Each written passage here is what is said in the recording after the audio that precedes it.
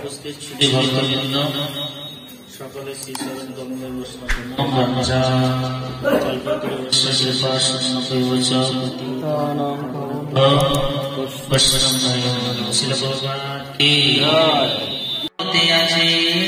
জন্ম মরণ ভক্তি আশ্রয় দেবা আমাকে দেবা কেবল তাহার মাত্র পুনর্জন্ম গীতার গানে অনেক সুন্দর তত্ত্ব আছে। কি বলেছে? চতুর্দশ ভুবনতে যত লোক হয়, কটা ভুবন আছে? 14টা ভুবন। কি কি কেউ জানেন 14টা ভুবনের নাম? কেউ জানেন? জানেন না? ভূলোক, ভূগোলক, স্বর্গলোক, মহলোক, জনলোক, তপলোক, সত্যলোক বা ব্রহ্মলোক। উপরে 7টা, নিচে 7টা।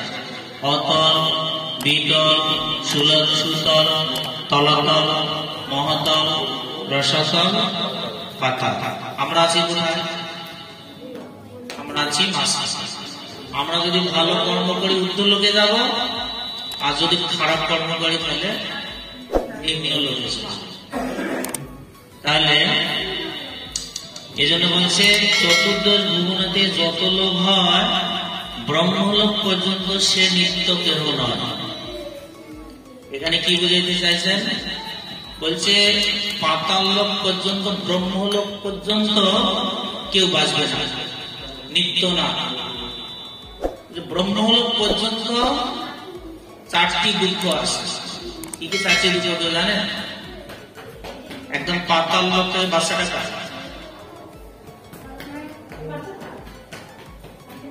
একদম পাতাল লোক থেকে শুরু করে ব্রহ্মলোক পর্যন্ত, একটা পিপিলিকা থেকে শুরু করে আমরা দেখতে পাচ্ছি যে ব্রহ্মা পর্যন্ত আমরা সবাই এই 4টি দুঃখ পাচ্ছি। 4টি দুঃখ কেউ জানেন? আমার মনে হয় আপনাদের মধ্যে দুঃখগুলো নেই, এই জন্য জানেন। 4টা দুঃখ কে কে কি কি বলেন তো? হ্যাঁ, যে জন্ম মরণ ভরা যে সংসারে আসে, তা যেখানে জন্ম মৃত্যু জরাবেদি রয়েছে সেখানে কখনো সুখ থাকতে পারে। কেউ সুখে আছেন? আপনাদের টাকা পয়সা, বাড়ি গাড়ি, ব্যাংক, অনেক কিছু আছে, সুখ নেই কেন? তার কারণ হচ্ছে একদিন না একদিন সব কিছু ছেড়ে চলে যেতে হবে। প্রথমটা কি? প্রথম দুঃখটা কি? জন্ম। জন্মটা আমরা অনেকে হ্যাপি বার্থডে পালন করি না, কিন্তু জন্ম সম্বন্ধে আমরা আদৌ জানি?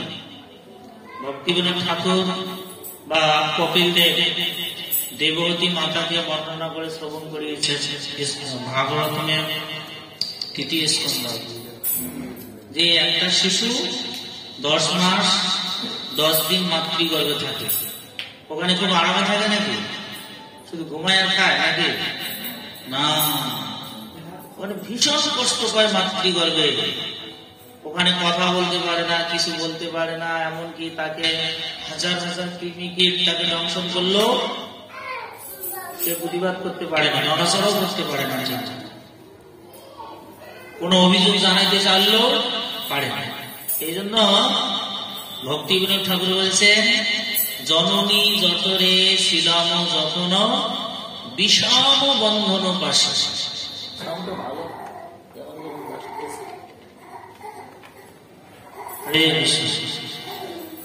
বলা হয়েছে মাতৃগর্ভে যখন থাকে ভীষণ কষ্টে থাকে, ভীষণ কষ্টে থাকলে 7ম মাসে তার হাত পা চোখ মুখ নাক প্রকট হয়। তখন ভগবানের কাছে সে আত্মী করে প্রার্থনা করে, হে প্রভু, তুমি আমাকে এই জগতে প্রেম করো, আর আমি ওখানে গিয়ে আমি তোমার আরাধনা গুরুত্ব নাদি করবো। এখন ঠিক আছে না? এই জন্য বলছে আমি আর এই মাতৃগর্ভে থাকতে চাই না, এখানে দুঃখ কষ্ট ভোগ করতে চাই না, তুমি আমাকে এই জগতে প্রেম করো, ওখানে গিয়ে আমি তোমার নিত্য গুণকীর্তন করো। এই জন্য একটা প্রবাদ আছে না, কৃষ্ণ ভজিবার তরে সংসারে আইনু মিছে মায়াবদ্ধ হইয়া বৃক্ষ সম হইনু।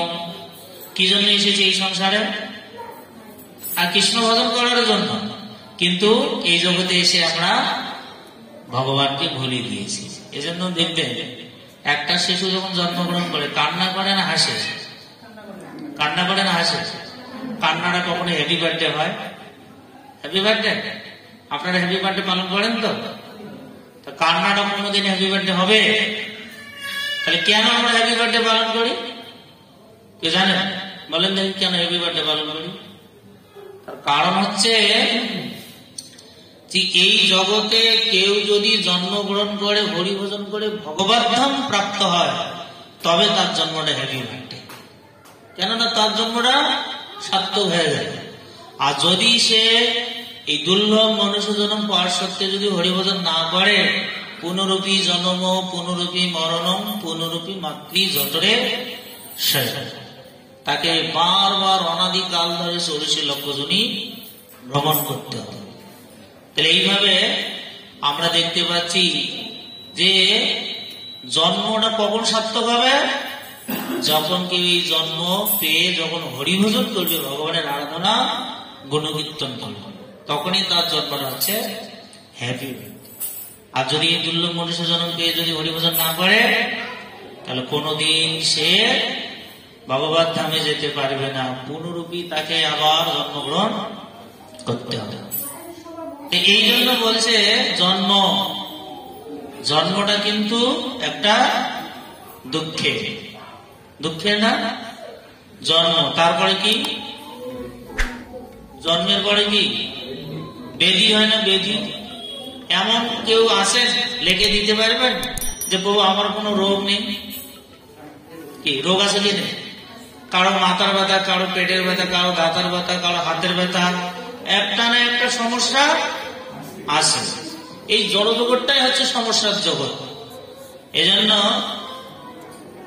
সুত গোস্বামী সৌনগ্রাদী ঋষিদের উদ্দেশ্যে বলছে যে প্রায়ণ অল্প আয়ুষ সভ্য কলস্মিন যুগে জানা মন্দা সুমন্দ মন্দ ভাগ্যই উপদ্রুত। এই কলি দোষটা হচ্ছে শুধু সমস্যা।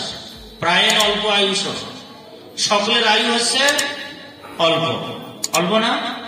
আগেরকার মানুষের আয়ু ছিল কত? 1 লক্ষ বছর। সত্য যুগের মানুষের আয়ু ছিল 1 লক্ষ। ত্রেতা যুগের মানুষের আয়ু কত হলো? 10,000। দ্বাপর যুগের মানুষের আয়ু 1,000। কলি যুগের মানুষের আয়ু 100 বছরও আছে। 50 বছর আবার ঘুমাইতে যায়। তাহলে দেখেন মানে কোথায় 1 লক্ষ থেকে কোথায় এসেছে 100 বছর বাঁচে। তা আমাদের অল্প আয়ু হওয়ার কারণটা কি? কারণটা কখনো খুঁজে বের করেছি? আমাদের অল্প আয়ু হচ্ছে কেন? তার কারণ হচ্ছে খাদ্যের মধ্যে সমস্যা। প্রত্যেকটা খাদ্যের মধ্যে বিষ। চিনি খাবেন? চিনি কি ভালো জিনিস? চিনির মধ্যে পাওয়া যায়। আপনি ডিম খাবেন, নকল ডিম। চাউল খাবেন, প্লাস্টিকের চাউল। কত ধরনের যে মানে বিষে বিষাক্ত হয়ে গেছে খাদ্যের মধ্যে। কি হয়েছে কিনা? শাক খাবেন, শাকের মধ্যে সার না, মানে এখন সার না দিলে, বিষ না দিলে হবে না। বিষ না দিলে আপনার ধানও হবে না, সবজিও হবে না। আমি সেদিন একটা লোকের কাছে আস্তে শুনলাম যে প্রভু আমার বাড়িতে 1 কিল কলা ছিল। তো উনি আমাকে একদম যে কলা বিক্রি করে উনি বললো আপনি একটা বাজারে গিয়ে এই ওষুধটা নিয়ে আসবেন আর কলাটার মধ্যে দিয়ে দিবেন, দেখবেন যে কয়েকদিনের মধ্যে অনেক বড় বড় কলা হয়ে যাবে। বাস্তব তো। ওই বিষটা দিলে কলাটা বড় হয়ে যাবে। লাউ কি করে তৈরি করছে? লাউ এতগুলো লাউ আসছে কেন? বীজ দিচ্ছে। এমন মেডিসিন বের হয়ে গেছে। ওই মেডিসিন গুলো দেওয়ার ফলে কি হচ্ছে না ওগুলো বর্ধিত। আর আমরা মনে করছি বাহ কি সুন্দর জিনিস নাকি, কিন্তু ওগুলো যত খাচ্ছে তত কি হচ্ছে? ফলের মধ্যে দেখেন প্রত্যেকটা ফলের মধ্যে ফরমালিন আছে না? কোনটা আপনি ভালো জিনিস মনে করেন? তা আমরা এই যে খাদ্যের মধ্যে বিষ, কি করে আয়ু বর্ধিত হবে? আয়ু বাড়বে? আয়ু কখনো বাড়বে না। আগের মানুষ দেখেন, আগের মানুষের এত আয়ু ছিল কেন? তারা যা খাইতো একদম অরিজিনাল খাদ্য। খাদ্যের মধ্যে কোনো ভেজাল ছিল না। আর এখন ভেজালে জর্জরিত হয়ে গেছে। কারা দিচ্ছে এই বিষগুলো? দিচ্ছে কারা? মানুষই দিচ্ছে। আমরাই দিচ্ছি না? আমরাই দিচ্ছি, আমরাই খাচ্ছি। এই জন্য প্রায় অল্প বয়সের সভ্য কলহস্মিন যুগে জানা মন্দা সুমন্দা মন্দ ভাগ্যহীন উপদ্রত কলহ প্রিয়। কলিযুগের মানুষ কলহ প্রিয়। আপনি এখানে ভাগবত কথা শুনছেন, আপনার বাড়িতে বা বন্ধু বান্ধবরা কেউ বলবে না ওখানে কি হলো একটু কি কৃষ্ণ কথা আলোচনা বলো তো, বলবে? শুনতে যাবে? আর ঝগড়া আপনি শুনতে যান, এই কি জন্য ঝগড়া থাকলো বলো না, কি জন্য এতগুলো লোক জড়ো হয়েছে, কি জন্য ঝগড়া হয়েছে, মানে একদম কান পেতে ঝগড়া শুনতে যাবে, কান পেতে শুনবে। কলহ প্রিয়, ঝগড়া করতে খুব পছন্দ করে। আছে না এরকম কিছু লোক? মানে কোনো দরকার নেই ঝগড়া করা, তারপরে ঝগড়া লাগাচ্ছে। এই জন্য কলহ প্রিয়, অলস। কলিযুগের মানুষ অলস, ঘুম থেকে উঠতে চায় না। সকালে কয়টায় ওঠে? ঘুমাবে 12টা 1টার সময়, উঠবে আবার 12টার সময়, দিনের 12টা, দাঁত ব্রাশ করে। একদিন আমি একটা নেটে দেখছি, এক স্বামী তার স্ত্রীকে ত্যাগ করছে। কেন ত্যাগ করছে? 1 বছর ধরে দাঁত ব্রাশ করে নেই আর স্নান করে। চিন্তা করে দেয়, দাঁত ব্রাশ না করলে দাঁত ভালো থাকবে, স্নান না করলে গা দিয়ে দুর্গন্ধ বের হবে না। কলিযুগের মানুষ অনেকে আছে দিনে 1 বারও স্নান করতে চায় না। বলা হয়েছে টয়লেটে গেলে অবশ্যই আপনাকে স্নান করতে হবে, করে? অনেকে করে। এই জন্য ঘুম থেকে ভোরে ওঠা, উঠতে চায় না। উঠতে চায়? অলস মানে শুধু ঘুম থেকে ওঠা না, প্রত্যেকটা দিকেই অলস, সব দিকে অলস। ঠিক মতন গ্রন্থ পড়তে চায় না, ঠিক মতন হরিনাম করতে চায় না, অলসতা। তারপর কি? মন্দগতি। মন্দগতি মানে কি? আমাদের গতিটা কোন দিকে? আমরা জানি জীব হত্যা করলে কি হয়? শুধু পাপ হয়, মহাপাপ হয়। মহাপাপ করলে কোথায় যায়? নরকে। জানে না? তারপরে জীব হত্যা করে খায়। আমরা জানি ধূমপান করলে, ধূমপান বিষপান, ধূমপান মৃত্যুর কারণ, জানি না? ধূমপান করলে কি হবে? লেখা লেগে যাওয়া আছে, কিন্তু তারপরে ধূমপান করে। আমরা জানি মিথ্যা কথা বললে কি হয়? মহাপাপ হয়। তারপর কে কে মিথ্যা কথা বলেন না? হাত তোলেন তো। হ্যাঁ, সবাই বলে। তো সবাই যদি বলে তা আমার বললে সমস্যা কি? নরকের গুল যায়। একটা লোক একটা মানে মদ খাচ্ছে, এক সাধু বাবু, যে তুমি মদ খাচ্ছ কেন? বলছে কেন? ওই বাবু যে মদ খায়, তা বলছে ও মদ খাচ্ছে, ও নরকে যাবে। তো ও যে মদ খায় ও নরকে যাবে। বলছে ও মিথ্যা কথা বলে ও নরকে যাবে। তো ও যে পাপ কর্ম ও নরকে যাবে। তাহলে ও তখন বলছে তাহলে তো ভালোই হবে, সবাই যেহেতু আমরা নরকে যাব, নরকে গিয়ে আমরা আনন্দ উল্লাস করবো। বুঝতে পেরেছেন? নরকের গুণ যায়। সবাই যেহেতু নরকে যাবে, তা আমার নরকে গেলে সমস্যা নাকি? তো এই জন্য বলছে যে কলিযুগের মানুষ তারা কলহ প্রিয়, অলস, মন্দগতি। গতিটা উল্টা দিকে। গতিটা কোন দিকে? ভগবত ধামের দিকে না। কোন দিকে?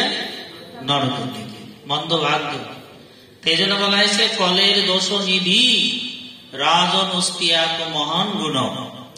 হে পরীক্ষিত মহারাজ, এই কলিযুগটা হচ্ছে দোষের নিধি। দোষের নিধি মানে কি?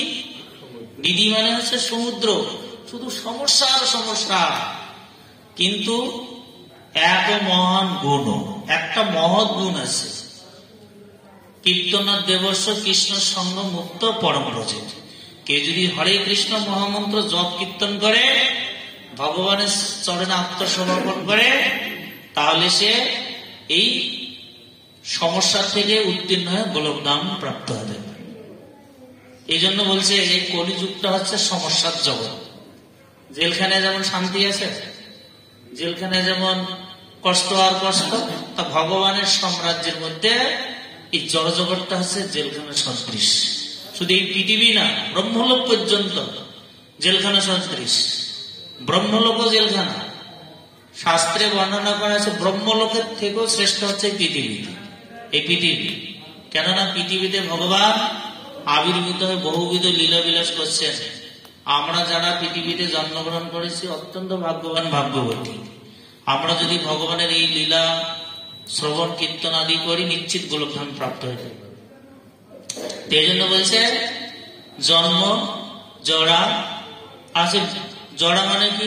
একটা ব্যাধি গেল নাকি? জন্ম গেল, জরা ব্যাধি গেল, বিভিন্ন রোগের দ্বারা আক্রান্ত। এরপরে কি? জরা। জরা মানে বৃদ্ধ হবেন না কে কে? রূপ আমার অল্পনা, ছাড়িয়ে যাবে কল্পনা। যত রূপ আপনি ধরে রাখার জন্য চেষ্টা করেন না কেন, কোনোদিন আপনি ধরে রাখতে পারবেন? হ্যাঁ, যেমন একটা ছেলে একটা মেয়ে যখন সম্পর্ক হয়, তখন একজন আর একজন চন্দ্রমুখী বলে মনে হয়। চন্দ্রের মতন কি সুন্দর স্নিগ্ধ, ভালো লাগে না? লাগে কি না? তখন একজন আর একজনকে কত ভালোবাসে। আবার যখন বিবাহ হয়, কয়েক বছর পরে হচ্ছে সূর্যমুখী। সূর্যমুখী হয়ে যাবে না? মানে তখন তাপ দিতে শুরু করে, একজন আর একজনের কথা সহ্য করতে পারে না। কিরকম হয় কি না? কার কার সংসারে ঝগড়া হয় না? হাত তোলেন। হ্যাঁ, সবার সংসারে। মানে স্বামী স্ত্রীর কথা তখন আর সহ্য করতে পারে না, স্ত্রী স্বামীর কথা সহ্য করতে পারে না। যেমন আপনি বেশিক্ষণ রোদের মধ্যে দাঁড়িয়ে থাকেন, পারবেন? কারণ তাপ দেওয়া শুরু করবে। তা ঠিক কিছু বছর পরে কি হয়? সূর্যমুখী। এরপরে আছে কি, যখন বাচ্চা কাচ্চা হয় জ্বালামুখী। জ্বালামুখী, শুধু জ্বালায় জ্বালায় জর্জরিত। ছেলের জ্বালা, মেয়ের জ্বালা, বাবা এটা আনো, ওটা আনো, এটা দিতে হবে, ওটা দিতে হবে, না দিলে গালি গালাজ, বকাবকি, কত কিছু। নাকি কি আছে কি নেই বলেন তো? জ্বালা নেই কার সংসারে? জ্বালা নেই। আরে জ্বালায় জর্জরিত। সুখেরও লাগিয়া এ ঘর বাঁধেনো, অনলে পুড়িয়ে গেল। অনল মানে কি? কার কার সংসারে আগুন লাগে না? সংসারে তো আগুন লাগছে লাগছে, নিজের হৃদয়টাও যাও দাও করে জ্বলছে, জ্বলছে না? এজন্য বলছে সংসার সংসার মিশে গেল কাল, লাভ না হইল শুধু ঘটিল জঞ্জল। জঞ্জল মানে কি? জঞ্জল মানে জ্বালা। দেখবেন কোন লাভ হইল না, শুধু জঞ্জলে হয়ে গেল। এই জন্য বলছে, আর তবে কৃষ্ণের সংসার করলে আর জ্বালা হবে না। কৃষ্ণের সংসার করো ছাড়ি অনাচার। অনাচার ছেড়ে দিয়ে কৃষ্ণের সংসার করলে সেই গৃহটা গোলক বৃন্দাবনে পরিণত হবে। যেদিন গৃহে ভজন দেখি, সেদিন গৃহে গোলক ভাই। তাহলে প্রথমে কিরকম মনে হয়? চন্দ্রমুখী, তারপরে সূর্যমুখী, তারপরে জ্বালামুখী। যখন বৃদ্ধ হয়ে যায় তখন হচ্ছে পোড়ামুখী। পোড়ামুখী মানে কোনো কিছু পুড়িয়ে গেলে ছাই হয়ে যায় না? তা যখন কারো চুল পেকে যাবে, দাঁত পড়ে যাবে, চামড়া জড়ো হয়ে যাবে, দেখতে আর ভালো লাগবে না। একটা যুবক ছেলে কখনো একটা বৃদ্ধ দিদিমাকে বলবে না, ও দিদিমা আই লাভ ইউ বলবে? আমি তোমাকে ভালোবাসি বলবে? কখনো তখন তার মুখের দিকেই তাকাতে চাবে। তা ঠিক এই জগতে আপনি যত চেষ্টা করেন না কেন, এই রূপকে আপনি ধরে রাখতে পারবেন না, এই দেহটাকে আপনি ধরে রাখতে পারবেন। এই দেহ অনিত্য, এই দেহটা হচ্ছে অনিত্য। আর আপনি এটাকে ধরে রাখার যতই চেষ্টা করেন না কেন, কোনদিন আপনি এটা ধরে রাখতে পারবেন। এটা একদিন না একদিন কি হবে? বিনাশ হবে না? যেমন এক রাজার 4 স্ত্রী ছিল। প্রথম স্ত্রীর নাম হচ্ছে লোভী, যা চাইতো তাই দিত। দ্বিতীয় স্ত্রীর নাম হচ্ছে সুন্দরী, যেখানে যেতেন সুন্দরী স্ত্রীকে নিয়ে যেতেন। তৃতীয় স্ত্রীর নাম হচ্ছে বুদ্ধিমতী, যা বুদ্ধি দিত তাই শুনতেন। আর চতুর্থ স্ত্রীর নাম হচ্ছে অবহেলিতা, ওই স্ত্রী যদি একটু স্বামীকে কিছু বলতে চাইতো, তার কোনো কথায় কর্ণপাত দিত। কয়টা হইল? প্রথম স্ত্রীর নাম কি? লোভী। দ্বিতীয় স্ত্রীর নাম সুন্দরী। তৃতীয় স্ত্রীর নাম বুদ্ধিমতী। চতুর্থ স্ত্রীর নাম। তা 3 জন স্ত্রীর মনোবাঞ্ছা পূর্ণ করতেন, একজনকে শুধু অবজ্ঞায় করতেন। এই রাজা যখন একদিন মৃত্যু মুখে পতিত হয়েছে, এক সাধু এসে বলছেন, আপনার 4 জন স্ত্রী আছে, তা আপনি যেহেতু যাচ্ছেন, যাওয়ার সময় একজন স্ত্রীকে সঙ্গে করে নিয়ে যান, আপনার সেবা করবেন। তখন ও চিন্তা করলেন, না ভালো কথা তো, তাহলে দেখি কোন স্ত্রী যাবে। প্রথম স্ত্রীর কাছে গিয়েছে, ও লুবি, আমি যে চলে যাচ্ছি, এতদিন তুমি যা চেয়েছো আমি কিন্তু দিয়েছি, তা তুমি কি আমার সঙ্গে যাবে? লুবি স্ত্রী বলছেন, না না, এক চুলো আমি তোমার সঙ্গে যাব না। তা প্রথম স্ত্রীর কাছে ব্যর্থ হল। দ্বিতীয় স্ত্রীর কাছে গিয়েছে কে? সুন্দরী, আমি কিন্তু যেখানে গিয়েছিলাম তোমাকে সঙ্গে করে নিয়ে গিয়েছিলাম, এখন আমি তোমাকে মৃত্যুর সঙ্গে নিয়ে যেতে চাই, তুমি কি যাবে? সুন্দরী স্ত্রী বলছে, তুমি গেলে যাও, আমি তোমার সঙ্গে যাব না, বরং তুমি মারা গেলে আমার জন্য আরো ভালো। তুমি মারা যাওয়ার সঙ্গে সঙ্গে আমি আর একটা পতি গ্রহণ করবো, কেননা আমি সুন্দরী আছি এখনো। আর আমি কেন তোমার সঙ্গে যাবো? তখন রাজা মাথায় হাত দিছে, হায় হায় সর্বনাশ, কি বলে। তৃতীয় স্ত্রীর কাছে গিয়েছে, তৃতীয় স্ত্রীকে, দেখো তুমি যা বলেছো আমি এতদিন শুনেছি, এখন আমার একটা কথা শুনতে হবে, বলো যে আমি যে যাচ্ছি তোমাকে যেতে হবে। বলছে যেতে পারি, যে শ্মশান পর্যন্ত যাবো, এরপরে আর যাবো না। কোথায় পর্যন্ত? তখন রাজা এই কথা শুনে হাউমাউ করে কান্না করছে, আর একজন স্ত্রীর কাছে তো যেতে পারছে না। কেন? ওকে সারা জীবন অবজ্ঞা অবহেলা করেছে। ওই স্ত্রী দৌড়ে এসে বলছেন, হে স্বামী, তোমার কি হয়েছে? কে কষ্ট দিয়েছে? কে কটু কথা বললো? আরে বলো তোমার কি হয়েছে? বলছে দেখো, এরা তো কেউ আমার সঙ্গে যেতে চাচ্ছে না, কিন্তু কেউ যেতে না চাইলো আমি তো আছি, আর তুমি আমার পতি। পত্নীর কর্তব্য হচ্ছে পতির নির্দেশ পুঙ্খানুপুঙ্খভাবে পালন করা। তুমি যেতে না বললো আমি তোমার সঙ্গে যাব, তুমি কোনো চিন্তা করো। তখন রাজা চিন্তা করলেন, হায় হায়, সারা জীবন যাকে অবজ্ঞা করলাম সেই কেবল আমার সঙ্গে যেতে চাচ্ছে বা যাবে, আর যাদের মনোবাঞ্ছা পূর্ণ করলাম কেউ আমার সঙ্গে যাবে। ওই রাজার কয়জন স্ত্রী ছিল? আমাদেরও 4 জন করে স্ত্রী আছে। মাতাজিকে বলবেন, আমরা তো মাতাজি মানুষ, আমাদের আবার স্ত্রী হবে কি করে? আচ্ছা বলেন, জীবাত্মা আছে কি নেই সবার মধ্যে? জীবাত্মা নারী না পুরুষ? নারী না পুরুষ? জীবাত্মা নারীও না পুরুষও না, মামই বংশ জীবলোকে জীবভূত সনাতন। প্রত্যেকটা জীব আমার সনাতন অংশ। তা প্রত্যেকটা জীবের মধ্যে জীবাত্মা আছে, জীবাত্মা হচ্ছে রাজা। আর ওই রাজার যেমন 4 জন স্ত্রী, আমাদেরও 4 জন স্ত্রী। ওই রাজার প্রথম স্ত্রীকে লুবি, যা চেয়েছিল তাই দিয়েছে। আমাদের প্রথম স্ত্রী হচ্ছে দেহরা। দেহরা যা চাচ্ছে দিচ্ছেন কিনা? দিচ্ছেন? আপনি যা চাচ্ছে দেহরা, একটু চামড়াটা একটু শুকিয়ে গেছে, আপনি বিভিন্ন কি মেডিসিন, কি লোশন মাখাচ্ছেন, রূপচর্চা করছেন, চুল পেকে গেছে কলম দিচ্ছেন, দাঁত পড়ে গেছে দাঁত লাগাচ্ছেন, যা খুশি দেহটা যা চাচ্ছে তা দিচ্ছে। কিন্তু দুঃখের বিষয়, যখন মারা যাবেন কে কে দেহটা নিয়ে যেতে পারবেন? ওই রাজা বলেছিল, আমি তোমাকে নিয়ে যেতে চাই, তুমি কি যাবে? কি বলেছিল লুবির স্ত্রী? তুমি মারা যাওয়ার সঙ্গে সঙ্গে আমি এক চুলো তোমার সঙ্গে যাব। যাবে? কে কে দেহটা নিয়ে যেতে পারবেন? দেহটাকে আপনি যতই পরিযত্ন করেন না, কিন্তু কোনোদিন নিয়ে যেতে পারবেন না, তা ব্যর্থ। আপনি হয়তো ভাবছেন, না আমার ছেলেরা হচ্ছে মাছ মাংস না খাইলে শুকিয়ে যাবে, জিহ্বার লালসায় কত কিছু খাচ্ছেন, কিন্তু যতই আপনি দেহটা মাছ মাংস খেয়ে যত সুন্দর করে যত্ন করেন না কেন, কোনদিন আপনার সঙ্গে দেহটা যাবে না। আর দ্বিতীয় স্ত্রী কে ছিল? হ্যাঁ, সুন্দরী। রাজা যেখানে যেত সুন্দরী স্ত্রীকে নিয়ে যেত। তখন সুন্দরী স্ত্রী দেখে সবাই প্রশ্ন, ও রাজার স্ত্রীটা কত সুন্দরী, হ্যালো হ্যালো হ্যালো, নাকি? তা ঠিক আমাদের সুন্দরী স্ত্রীকে জানেন? আমাদের সুন্দরী স্ত্রী হচ্ছে অলংকার আর টাকা পয়সা। আমরা যেখানে যাই সেখানে নিয়ে যাই না? নিয়ে যাই কিনা? দেখেন, আমরা যেখানে যাচ্ছি সুন্দরী স্ত্রীকে পকেটে করে নিয়ে যাচ্ছি। যার যত বেশি টাকা তত বেশি গর্ব, অহংকার আছে না? কিন্তু দুঃখের বিষয় বলছে, আমি তোমাকে নিয়ে যেতে চাই, তুমি কি যাবে? কি বলছো? এক চুলো যাবো না, বরং তুমি মারা গেলে আমার আরো ভালো হবে, কি আমি আর একটা পতি গ্রহণ করব।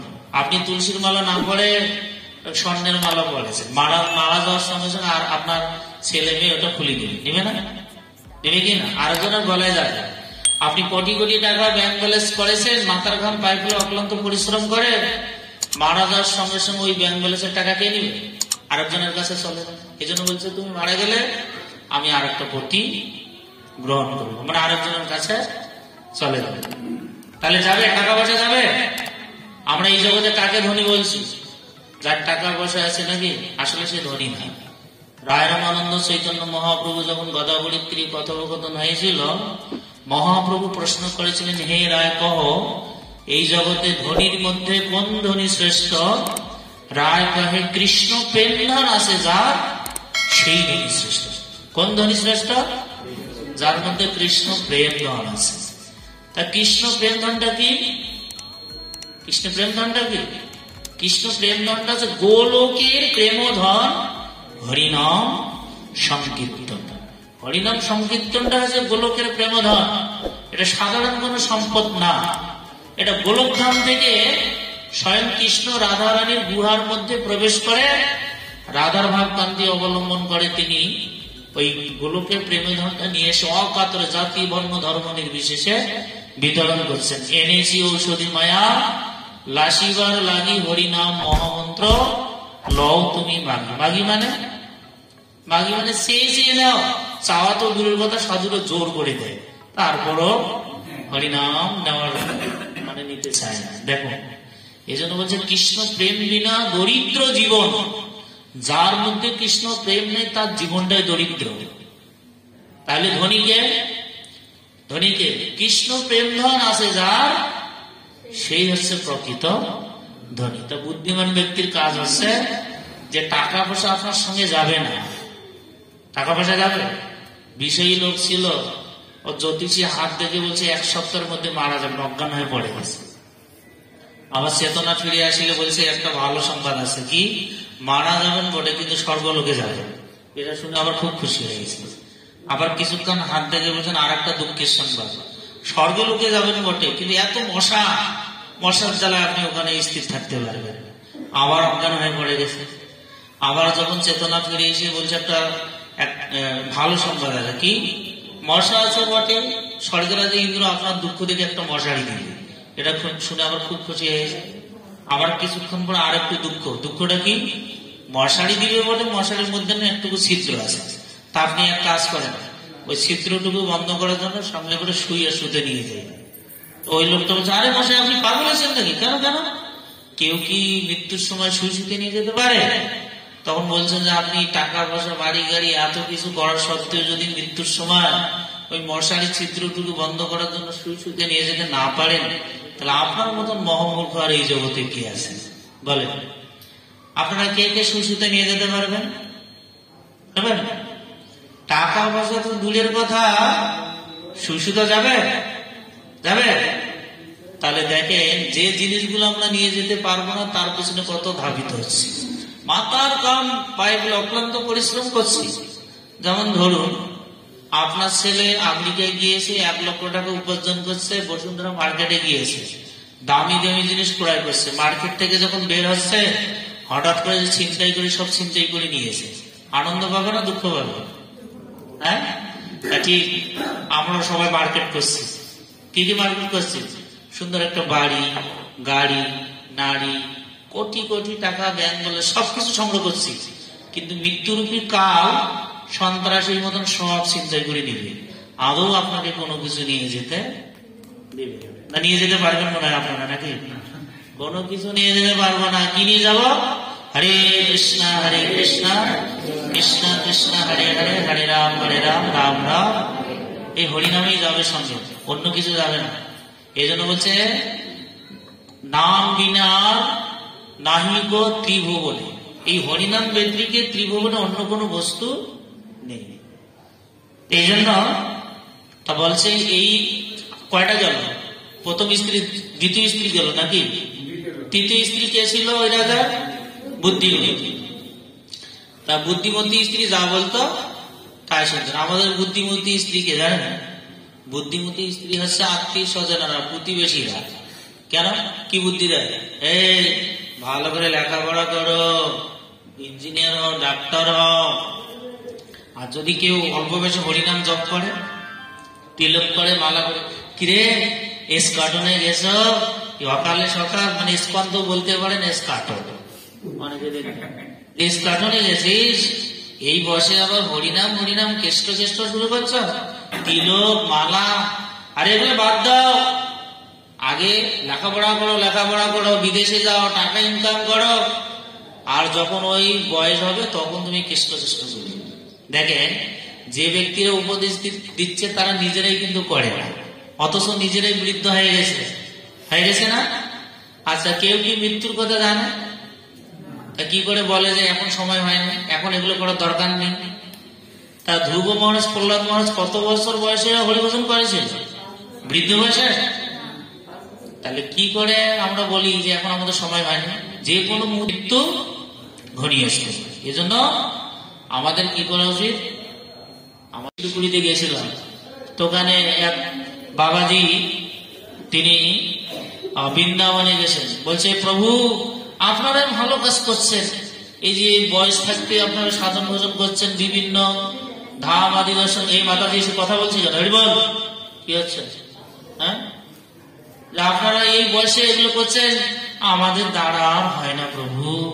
এই এখন হাঁটতে পারি না, সবজি দেখতে পারি না, সকালে উঠতে পারি না, স্নান করতে পারি না, কি এরকম হয় না? কি বলে না শুনিনি সাধুর কথা, খাইলি আপন মাতাই হো পরকাল, দুকাল খোয়াইলি মন।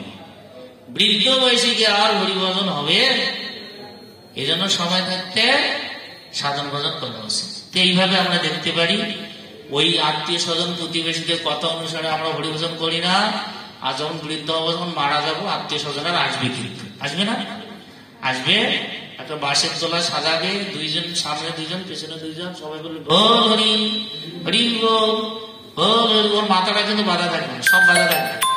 আর ও বলছে আরে সময় যখন ছিল তখন আমি হরিনাম করলাম, তোমরা আমাকে নিষেধ করলে, তখন নাকি সময় হয়নি। আর এখন তোমরা আমাকে হরি বল বলতে বলছো, আমি বলবো না বলবো না বলবো। মাথাটা এরকম করে যখন শ্মশানে নিয়ে যায়, বল হরি হরি বল, ও বলছে বলবো না বলবো না বলবো। এইভাবে শ্মশানে নিয়ে যায়, শ্মশানে নিয়ে গিয়ে পুড়ে ছাই করে দিয়ে কোন একটু মায়া কামনা করে চলে আসে, শেষ। এরপরে যাবে? যাদের কথা আপনি হরিভজন করলেন না, এরাও কিন্তু আপনার সঙ্গে কেউ যাবে যাবে। এজন্য নিজের ভজন নিজেই করতে হবে। পরেরও কথায় কি আসে যায়, মিশে দাদা তুমি পেও না।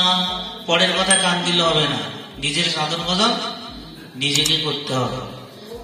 আকাশে পাখি ওড়ে, ওড়ে না? কেউ সাহায্য করে না? নিজের শক্তিতে নিজে ওড়ে। হ্যাঁ, নিজের শক্তি বলে নিজে সে যতদূর শক্তি ততদূর উঠতে পারে। ঠিক আমার ভজন আমাকে করতে হবে, অন্য কেউ করে দেবে না। তাহলে চতুর্থ স্ত্রী কে ছিল? চতুর্থ স্ত্রী ছিল অবহেলিতা। বলে কেউ না গেলে আমি তোমার সঙ্গে আছি, থাকবো। সেটা হচ্ছে পরমাত্মা, আছে না? ঈশ্বর সর্বভূতানাং ঈদ্দেশ্য অর্জুন তিষ্ঠতি। প্রত্যেকটা জীবের মধ্যে পরমাত্মা রূপে ভগবান অবস্থান করছে। আর তিনি যদি না থাকে, আমি যদি ঘুমিয়ে যাই, কে কে পাহারা দেয়? আমরা ঘুমিয়ে গেলেও কে জেগে জেগে পাহারা দেয়? হ্যাঁ, আর তিনিও যদি ঘুমিয়ে যায়, তাহলে আমরা হরে কৃষ্ণ হয়ে যাব নাকি? তিনি আমাদের সঙ্গে আছেন, থাকবেন। এজন্য আমরা যদি পরমাত্মার শরণাপন্ন হই, পরমাত্মার নির্দেশ পুঙ্খানুপুঙ্খভাবে পালন করি, তাহলে আমরা এই জন্ম মৃত্যুর চক্র থেকে মুক্ত হয়ে আমরা গোলকধামে যেতে পারব। তাই আমাদের উচিত যে এখানে বলছে, হে অর্জুন, এই ভুবন থেকে ব্রহ্মলোক পর্যন্ত সকলের পুনরাবর্তনশীল, অর্থাৎ পুনর্জন্ম হয় বা জন্ম মৃত্যু জড়াবেদি হবে। কিন্তু হে কন্তেয় মামকত্য কন্তে পুনর্জন্ম নিবৃত্ততে, আমার ধামে গেলে তাকে আর এই জগতে ফিরে আসতে হবে না। বা আমাকে যারা আরাধনা করে, আমার ধামে